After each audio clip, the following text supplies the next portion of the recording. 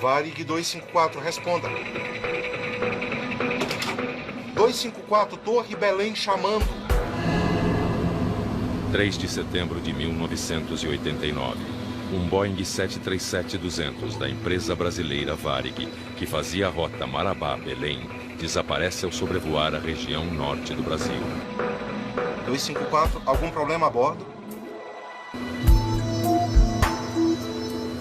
Não responde. O voo, com 48 passageiros e 6 tripulantes a bordo, deveria durar aproximadamente 45 minutos, mas avança pela noite e por um rumo desconhecido. 254, aqui é o Varig 231. Prossiga.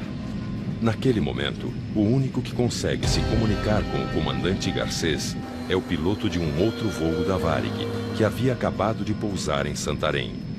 Ô Garcês, você não conseguiu chegar a Belém por quê? Não, é que eu não tinha indicação de Belém. A bússola tava com outra proa. Agora tá indo pra Marabá, só que não tem combustível pra ir pra lugar nenhum, entendeu?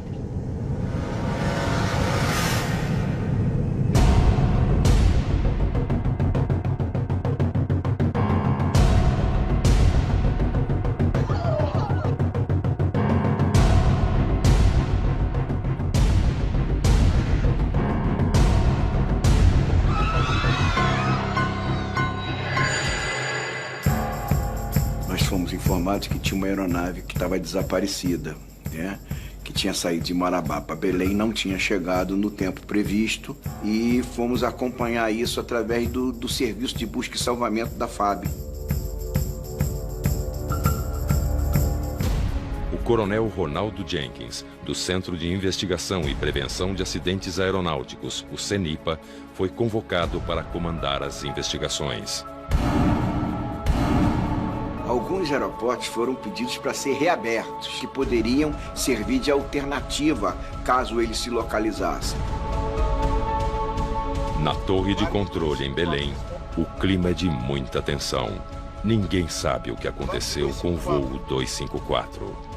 As últimas informações disponíveis haviam sido passadas pelo piloto Domingos Sávio, comandante de outro voo na mesma região. Ele foi o último a falar com o piloto do voo desaparecido. Eu estava no chão, em Santarém, né? Ele entrou em contato comigo, ele falou que ele estava com 800 quilos de combustível a 8.500 pés. Tá? E estava perto de Carajás. Eu e o comandante Paulo José, nós assumimos outro voo e saímos com o tanque cheio atrás da posição que ele tinha me dado. Nós fomos para Carajás e de lá sairíamos naquela posição. A ideia era achar. Nós estávamos no Rio de Janeiro quando fomos informados que havia um avião perdido e que a gente deveria assumir as posições para se preparar para uma possível investigação. Convocado pela Aeronáutica, o coronel Douglas Machado também integrou a comissão de investigação. O avião decolou de um ponto A e pode estar em 360 graus na distância que a autonomia dele permite. É muito difícil você saber onde ele anda. Na manhã seguinte, as buscas se intensificam. Equipes se concentram na rota principal do voo, entre as cidades de Marabá e Belém. É uma força-tarefa no ar e em terra. Praticamente todo o esquadrão foi envolvido na missão. Nós decolamos com um helicóptero e 2 bandeirantes. Foi as primeiras aeronaves a decolarem. E havia um esforço muito grande, uma vontade muito grande de achar esse avião, né? Como nós sabíamos que tinham 54 pessoas a bordo, a gente tinha uma esperança muito grande que ali a gente ia encontrar a gente viva.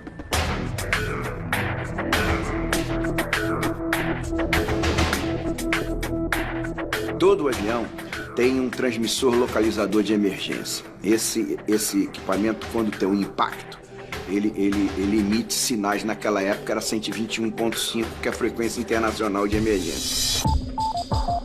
Então, os primeiros sinais que a coordenação da busca começou a captar desse radiotransmissor, né, apontava para uma região muito distante da rota original, que era improvável aquele avião estar ali. Então houve uma divisão de esforços. A gente tinha que concentrar na área que era a área de probabilidade, que era a área onde o avião teoricamente deveria estar, e também nessa área onde havia sido captado esse sinal. –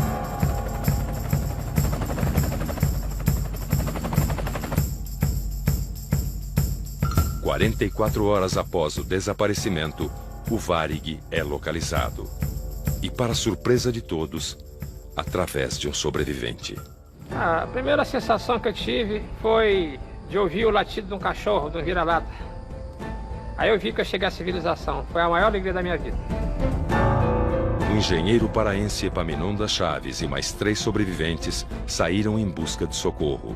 Foram mais de 7 horas de caminhada dentro da mata até chegar a uma fazenda.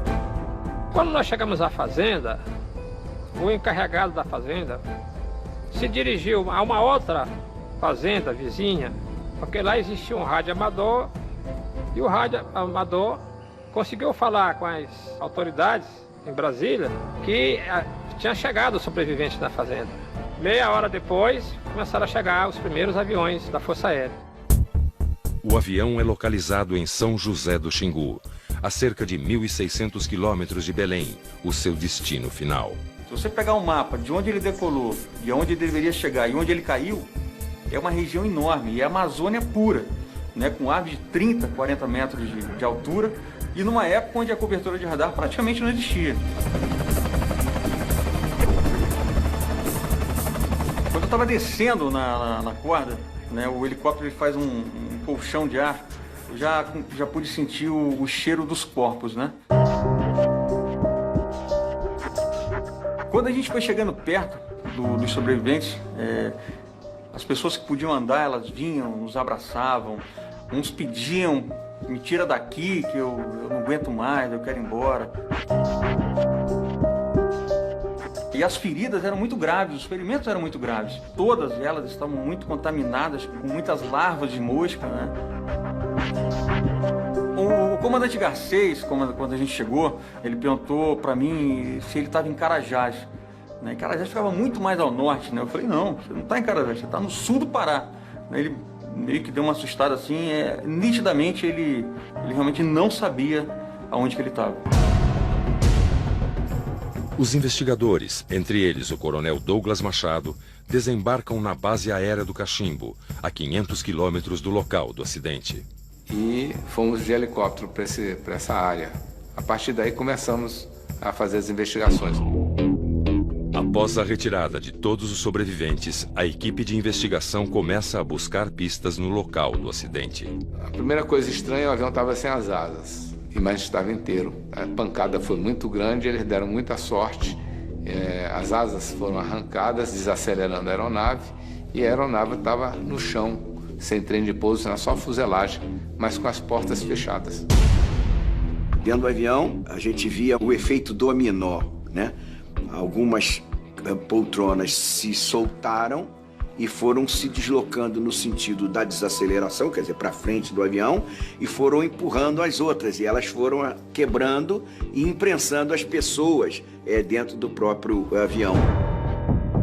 A tragédia poderia ter sido ainda maior se o voo estivesse lotado.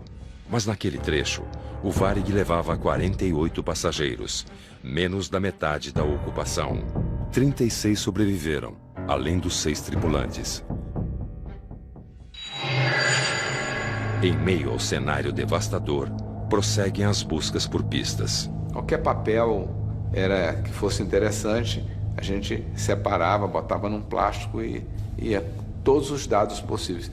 Foram fotografadas várias vezes todos os componentes, as cadeiras. Aí chegamos a encontrar cartas de navegação debaixo da cadeira do copiloto. Nós recolhemos tudo que fazia parte do sistema de navegação da aeronave.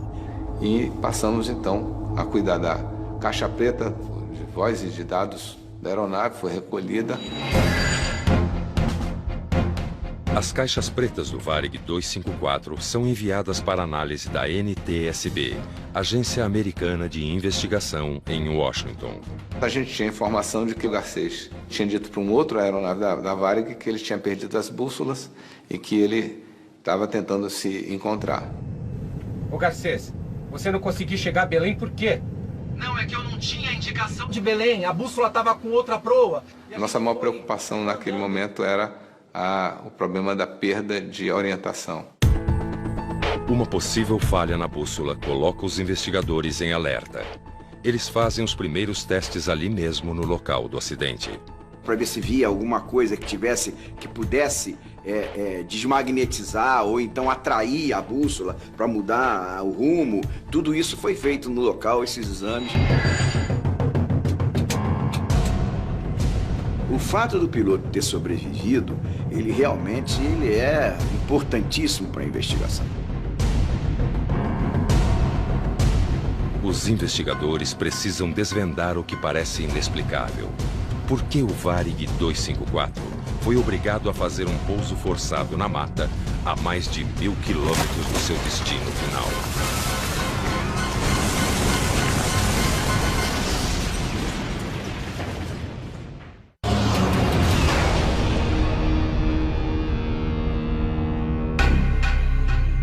O voo 254 da Varig faz um pouso forçado no meio da selva amazônica. Das 54 pessoas a bordo, 42 sobreviveram. Após as equipes de resgate e de investigação liberarem a área, os jornalistas seguem para o local da tragédia. Daqui para frente é impossível ir de carro. Nós vamos entrar na mata que está logo ali na frente. Leonel da Mata é o primeiro repórter a chegar aos destroços do avião. Fizemos uma caminhada de 1h30, 2 horas, não me recordo bem, até que chegamos na clareira aberta pelo avião. É um cenário incrível. Finalmente, lá está o avião, enfiado no meio do mato. Todas essas árvores aqui foram derrubadas por ele ao cair. Lá dentro do mato está apenas o corpo do avião, o que se chama de charuto do avião. É indescritível. Você vê pedaços de tudo em todos os lugares. Você começa a tentar reconhecer isso aqui. Nossa, isso aqui, olha, é um pedaço da asa. Nossa, isso aqui E você fica atônito. Deste lado estava o comandante Garcês e este lado da cabine está praticamente inteiro. Agora, aqui na frente, o avião perdeu o bico. Mas do lado de cá, vejam só, ao bater numa árvore, o avião perdeu toda a lateral da cabine. O copiloto estava sentado neste banco e sobreviveu. Longe da selva, os investigadores estudam cada momento do voo 254, a partir do plano de voo fornecido pela empresa aérea e dos documentos do Departamento de Aviação Civil. O tradicional pinga-pinga sai do aeroporto de Guarulhos, em São Paulo, com 7 escalas até Belém.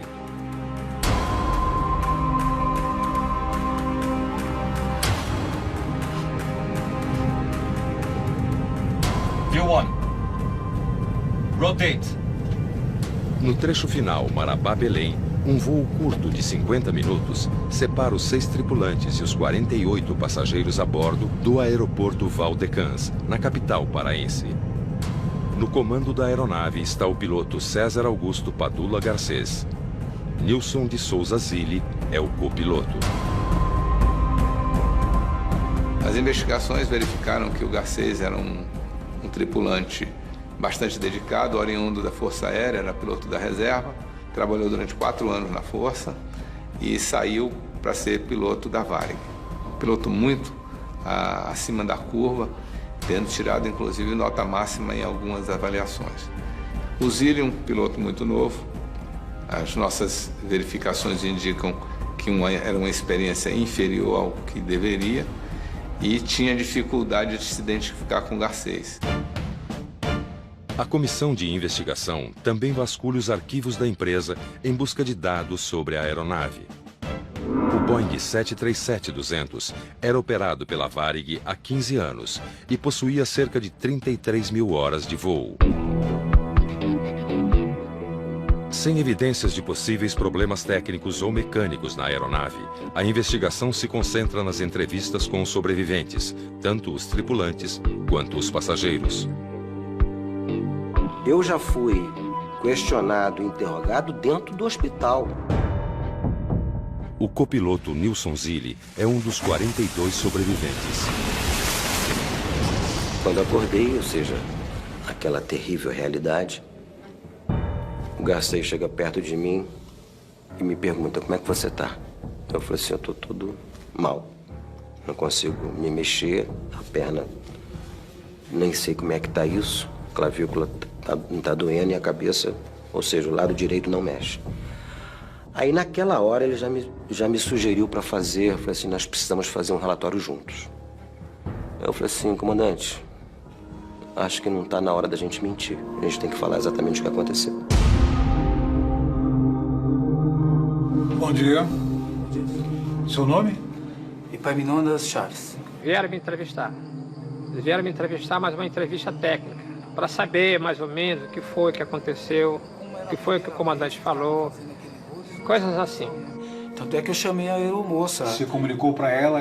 O que estava acontecendo, o porquê de tanta demora.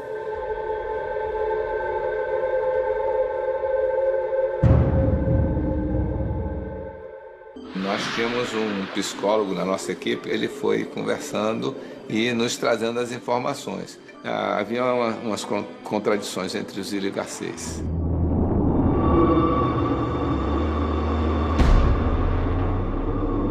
Eu cheguei no hospital onde estavam os feridos, eu vi o comandante e eu me dirigi a ele dizendo quem eu era e ele disse: não, eu já sei quem você é, o que você está fazendo aqui.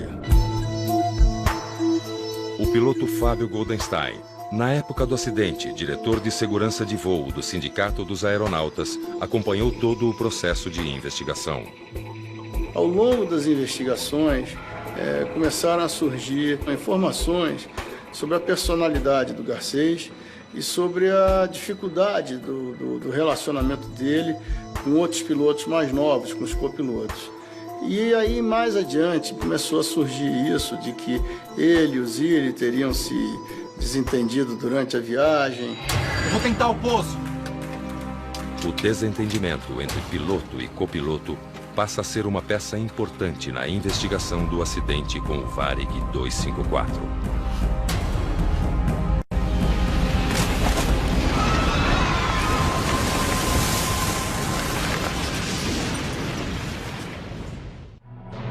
Duas espinhas diferentes que se fundem. Casos médicos extremos. O caso do Calvino é único. Histórias de pessoas que enfrentam problemas de saúde raros. Seu futuro é fora daqui. E os incríveis médicos que se dedicam a curá-las. A cirurgia transcorreu como eu esperava. Especial Medicina Extraordinária. Hoje, a partir das 8h40, só no Discovery.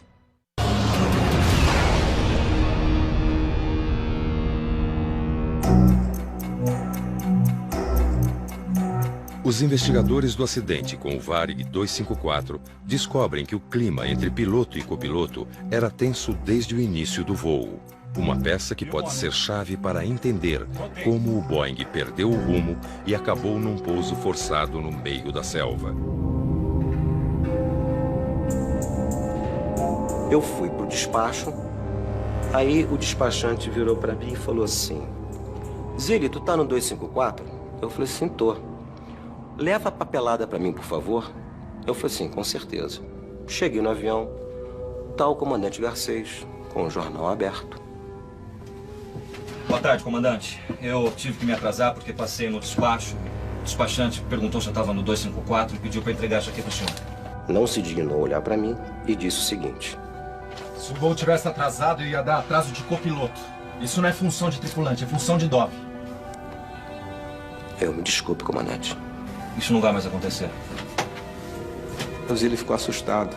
Ele disse que percebeu no comandante uma pessoa que não dava para discutir. Entrei, sentei na minha cadeirinha, fiz o que eu tinha que fazer e pensei cá com o meu botãozinho. Vou ficar caladíssimo nesse voo. O Zílio era um copiloto muito novo, era jovem, pouco experiente e sim, ele foi pouco assertivo. Mas eu acho que parte dessa pouca assertividade dele se deu também pela falta de experiência dele ainda, pela falta de segurança dele. O Garcês assumiu tudo. A parte de voar e a parte de fonia. Eu não fazia mais nada. Eu não era mais nada dentro daquele avião.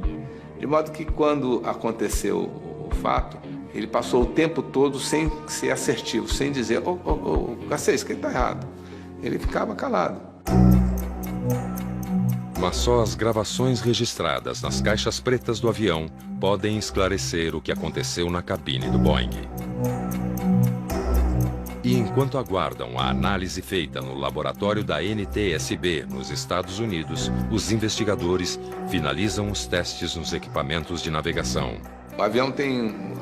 os sensores dele ficam na cauda lá em cima. Foi feito um trabalho muito difícil de chegar lá em cima e tirar esse material para exame. Esse material foi examinado e a conclusão é que não havia nenhuma influência que pudesse ter contribuído para a dificuldade de navegação dele. A investigação também checa as decisões tomadas pelo controle de Belém. O fato de que os serviços de controle de tráfego aéreo não declararam a emergência em tempo hábil, isso evidentemente causou estranheza. Torre Belém chamando. Não responde. O piloto era muito reticente. Ele não dava informação nenhuma praticamente. Responsável pelas comunicações do controle Belém, Josué Teixeira acompanhou todas as conversas do comandante com a torre. Varig 254, algum problema a bordo? Se por um momento ele tivesse indicado que estava desorientado, ele teria recebido a orientação do pessoal do ITS. O que eu vou fazer? Não responde. Titubearam em declarar uma situação de emergência. O voo, que deveria durar 45 minutos, já ultrapassa 2 horas. Neste momento, o comandante também recusa o auxílio de um avião da Força Aérea que possuía um equipamento de rádio chamado RDF, capaz de localizá-lo em pleno voo. Varig 254, aqui Força Aérea 001, escuta. O piloto pediu ao Garcês para falar com ele, aí ele disse, estou ocupado. Ele desligou. O piloto, por sua vez, que precisava do sinal por um tempo, se sentiu bloqueado no sentido de ajudá-lo. E aí, ele deve saber o que está fazendo. Foi perdida uma grande oportunidade de localizar o avião e orientá-lo para um pouso. A jornalista Solange Galante entrevistou o comandante Garcês 20 anos após o acidente. Ele pensou, não, é impossível eu estar errado. Eu não devo estar errado. Tanto que ele acreditou que os instrumentos que estavam errados, porque o problema dele era de bússola. Quando você começa incorrendo num erro, você tem que ter, em algum momento, isso tem que ser quebrado. Você tem que voltar atrás e verificar o que você fez de errado anteriormente. Os investigadores já conseguiram descobrir várias peças, mas para fechar o quebra-cabeças, eles precisam da análise dos dados das caixas pretas.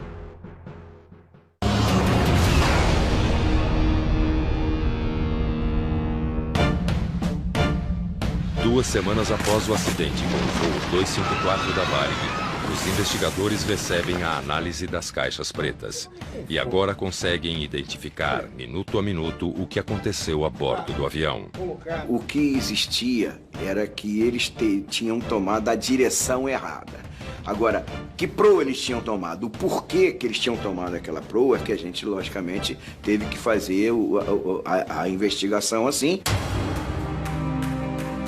Cruzando os dados das caixas pretas com os depoimentos dos tripulantes, os investigadores finalmente descobrem como e por que começaram os problemas no voo 254. A partir do momento em que a gente constatou no FDR que ele tinha decolado e tomado a proa 270, embora a gente tivesse algumas evidências disso, ok? Mas a comprovação factual foi através disso. Aí depois, logicamente, na conversa com os pilotos, então eles admitiram essa situação. A Varig, naquela época, introduziu um formulário de navegação que era utilizado em toda a sua frota. Inicialmente, o rumo em graus era feito com apenas 3 dígitos, de 001 a 360. Com um novo equipamento, conhecido como HSI, Horizontal Situation Indicator, o rumo passa a ter precisão decimal, utilizando então 4 dígitos. Mas isso é muito interessante para o MD-11, para o A330, aviões que vão 10 horas numa proa, que precisam de uma precisão muito grande. Para economizar, por algum motivo, eles produziram o mesmo tipo de planejamento de voo para o avião grande e para o 737. No caso, eles estavam usando um plano de voo que dizia que o rumo de Marabá para Belém era 027.0 e eles, naquele momento, interpretaram e inseriram toda a navegação saindo com 270. E, coincidentemente, a gente havia encontrado dentro da cabine, no chão, um papel ensanguentado, tinha umas marcas de sangue, e nele tinha 27, um espaço 0, não tinha 27.0. O ponto não saiu, não foi impresso. Embora o 270 estivesse nítido, a qualidade da impressão era bastante fraca. Essa falta desse ponto pode ter, na pressa, feito com que o Garcês encontrasse o 270 como uma verdade. O erro, na realidade, foi um erro de indução. Aparecia, sei lá, rumo magnético, Magnetic Course, MC, 0270. E como é também sabido por todos que 0 à esquerda não tem valor, cortamos o 0 à esquerda e botamos 270. Só que, na realidade, o 0 a ser cortado era o 0 à direita. O copiloto Nilson Zilli relembra o momento em que percebeu o erro. Eu peguei um procedimento de descida da época de Belém, que chama-se Arco DME, no qual a entrada desse arco era o rumo 027. Quando eu olhei, eu gelei. Olha aqui o erro, comandante. Tá aqui. A nossa proa era 027, não 270. E agora?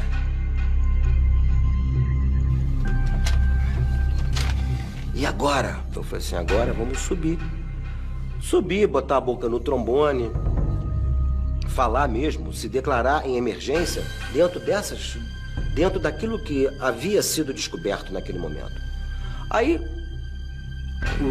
os companheiros de aviação perguntavam e ele não falava. Já sabia que estava com erro de proa. Foi perguntado para eles por que não foi discutido aquela situação, mas eles disseram que o Garcês botou a mão, não fala nada, no sentido de não fala nada, silêncio, para não gravar.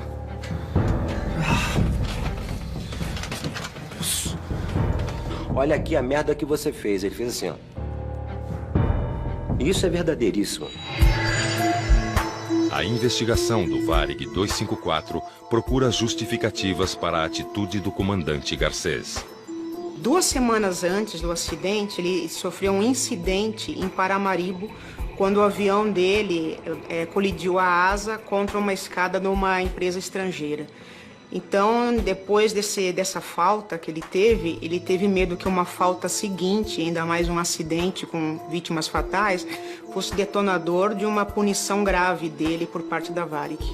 A impressão que dá é que ele estava tentando resolver um grande problema e tinha, por cima disso, a pressão da opinião sobre a qualidade do voo, do que estava acontecendo. Eu aceitei isso. Também não tinha como não aceitar. Garcês, 10 anos de Varig, 8 mil horas de voo. Eu, 1 ano de Varig, 680. Não tinha como, não tinha condições técnicas e moral para contestá-lo. Desde o momento em que Zilli e Garcês descobriram o erro cometido até o combustível acabar, passaram-se 1 hora e 15 minutos de voo. Varig 254, Torre Belém chamando, responda. Tempo suficiente para pedir ajuda e tentar reverter a situação. Estamos voando, e nada de Carajás também, porque onde é que fica Carajás, e sintoniza Carajás e nada de Carajás. Vai acabando o combustível, ele chama a chefe de equipe e diz que ia fazer um pouso forçado. Aonde? Falamos para ela, no meio da selva amazônica. Ela olha para mim, eu olho assim para ela e balanço a cabeça. Não tem jeito. Ou seja, a morte é certa. Atenção, tripulação, preparado para o pouso forçado.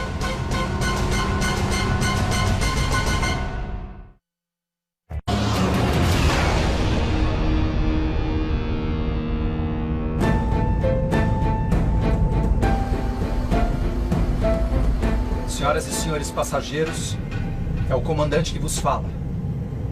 Tivemos uma pane de desorientação nos nossos sistemas de bússola. Na cabeça da gente, naquele momento, passa muitas coisas. Eu simplesmente não queria acreditar e queria que aquilo não tivesse acontecendo comigo. E achava que aquele momento não era a minha hora ainda. Deixamos a todos com a esperança de que isso não passe apenas de um susto para todos nós.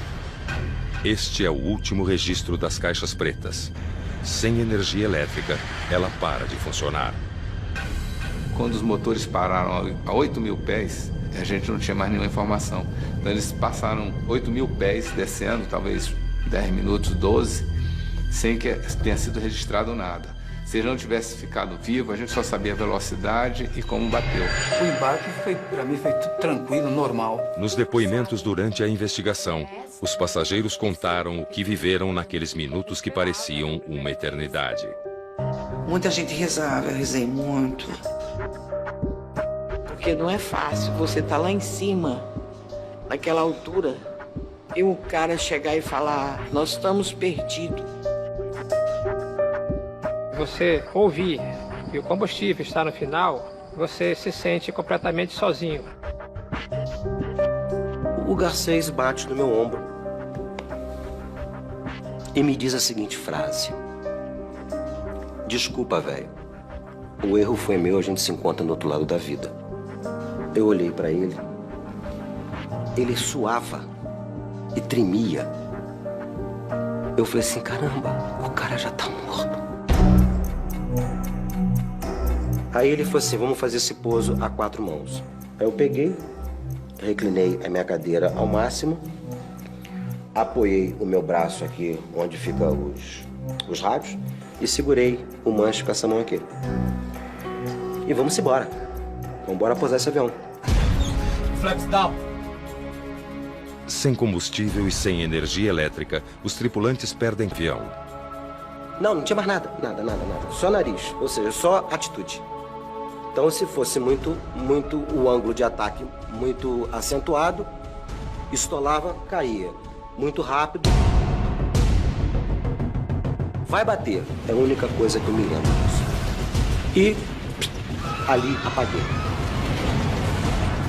A desaceleração foi tremenda. Eu acho forte aqueles que sobreviveram, porque você vendo o estado interior do avião, foi uma coisa assustadora. O deslocamento das cadeiras é mais um ponto polêmico estudado pelos investigadores. Das 109, apenas 7 permaneceram no lugar. Se o voo estivesse lotado, a tragédia poderia ter sido ainda maior. As cadeiras saíram porque, ao bater, o avião estava num impacto maior do que aquele previsto para a cadeira suportar. O projeto estava de acordo com o que prevê os regulamentos da época da fabricação dessa aeronave.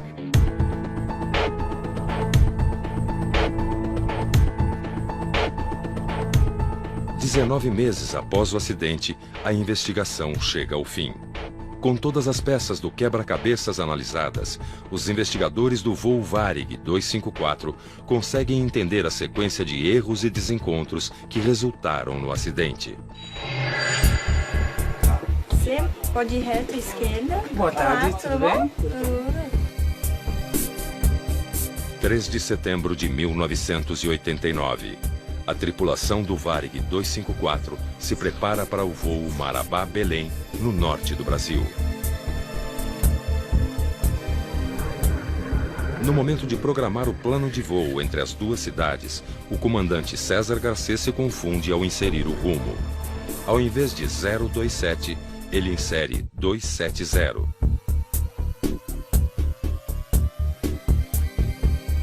O voo segue, sem que os tripulantes percebam que estão indo na direção errada.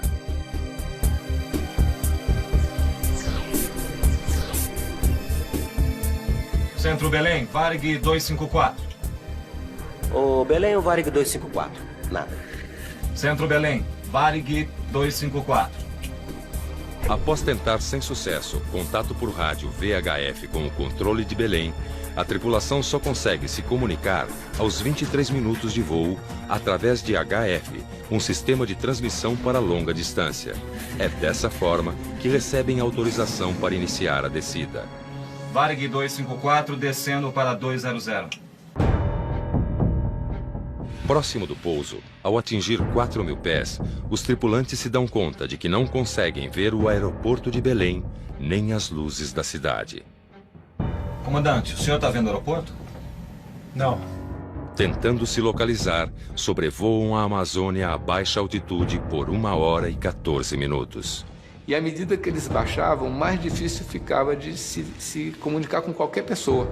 Eles estavam entrando na armadilha sem querer, sem saber. Durante todo esse tempo, o piloto se mostra reticente em dar sua localização e pedir ajuda. 254, algum problema a bordo? Não responde. Com aproximadamente 2 horas e 10 minutos de voo, descobrem o erro que haviam cometido. Depois disso, ainda voam mais 1 hora e 15 minutos antes do combustível acabar.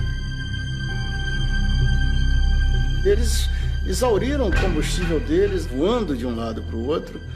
E quando eles perceberam que tudo tinha começado lá atrás, na saída de Marabá, eles já não tinham mais muita autonomia de voo.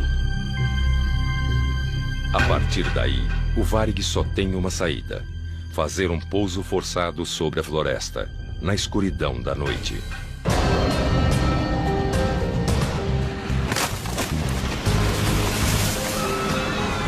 Dos 54 ocupantes do voo, 42 sobrevivem.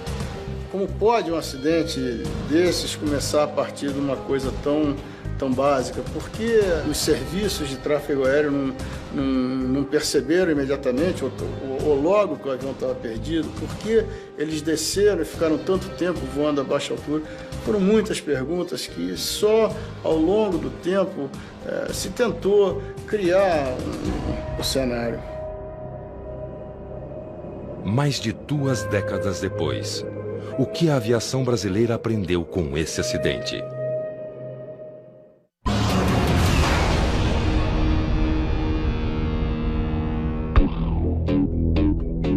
O relatório do CENIPA, Centro de Investigação e Prevenção de Acidentes Aeronáuticos, aponta a principal causa do acidente do Varig 254: erro da tripulação. O relatório final apontou mais de 20 contribuições para o desfecho. Então, desde de um documento que veio faltando dados que pudesse orientar o piloto, um alerta situacional relativamente baixo dos dois, falta de coordenação entre eles. A falha na leitura do rumo, segundo o levantamento das investigações, decorre da falta de conhecimento do comandante do novo padrão utilizado pela Varig na época do acidente. O treinamento, na minha opinião, foi inadequado. O caso deles não foi o primeiro caso de piloto que se confundiu, mas seguramente todos os casos anteriores os pilotos perceberam muito rapidamente, ou bastante rapidamente, de que haviam cometido algum erro e corrigiram a situação. Com o impacto do avião sobre as árvores e o solo, das 109 cadeiras, apenas 7 permaneceram no lugar. As outras se soltaram e, como num efeito dominó, esmagaram muitos dos passageiros. Até aquela época existia um limite, né, de certificação para uma determinada carga G, né, número da força de gravidade, né? Hoje em dia, depois desse acidente, tanto o piso da aeronave e as próprias cadeiras em si, esse número de carga G aumentou, praticamente quase que dobrou. Mais de 20 anos depois, o que mudou na aviação brasileira para que um acidente como esse não se repita? Você hoje em dia, você já não navega mais por agulhas que te apontam para direções. Você hoje tem uma tela de computador, você tem uma tela nos teus instrumentos que te traça uma rota de navegação a ser seguida. Mas ainda assim, é uma boa prática os pilotos confrontarem os rumos, as distâncias com as cartas de navegação. Nós não tínhamos controle radar naquela época também, quer dizer, o avião não estava rastreado, uma série de outras coisas que hoje em dia, por exemplo, já não aconteceriam. A relação distante entre piloto e copiloto, constatada pela investigação, dificultou ainda mais a situação durante os momentos de emergência. A aviação civil brasileira e do mundo inteiro aprendeu que precisa gerenciar melhor os recursos de cabine, precisa aumentar a padronização e a integração ali existente. Foi basicamente um fator humano que provocou esse acidente. Esse acidente, eu posso te dizer, ele não se repete nessas circunstâncias que ele está aqui, mesmo que o mesmo erro ocorra, entendeu? A situação hoje é completamente diferente, quer dizer, nós já tivemos uma evolução muito grande. A Justiça Federal condenou piloto e copiloto a 4 anos de detenção, convertidos em pena alternativa e pagamento de multas mais honorários. A minha punição foi política, porque eu não mandava igual ele, não era comandante. Flaps down! Eu acho que a punição dele foi justa, porém eu acho que toda a culpa não deveria ter sido jogada somente em cima dele. Muita gente deveria ter sido punida. Na Varig, no controle de tráfego aéreo brasileiro. Foi uma punição correta, porque houve negligência por parte da tripulação. Eles não foram humildes em pedir socorro quando viram que estavam perdidos. Ele não errou sozinho. Todo acidente é um monte de elo que se fecham. O castigo que eles mereceram é a consciência, no caso do Garcês, a própria consciência dele. O comandante Garcês, que nunca mais esteve à frente de voo comercial, ficou marcado pelo erro.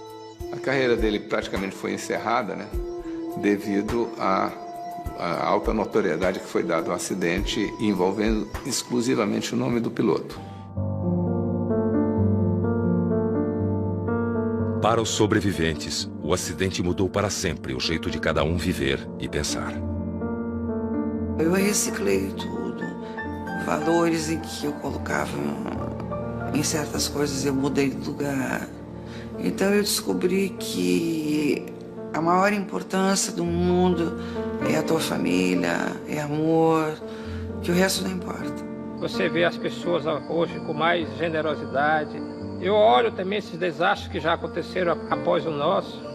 Eu vejo que nós somos umas pessoas felizes, nós tivemos mais sorte. E que, se olhar para trás, se fazer uma comparação entre o nosso acidente e os outros que houveram, que não saiu nenhuma pessoa viva, nós somos muito beneficiados pela lei divina.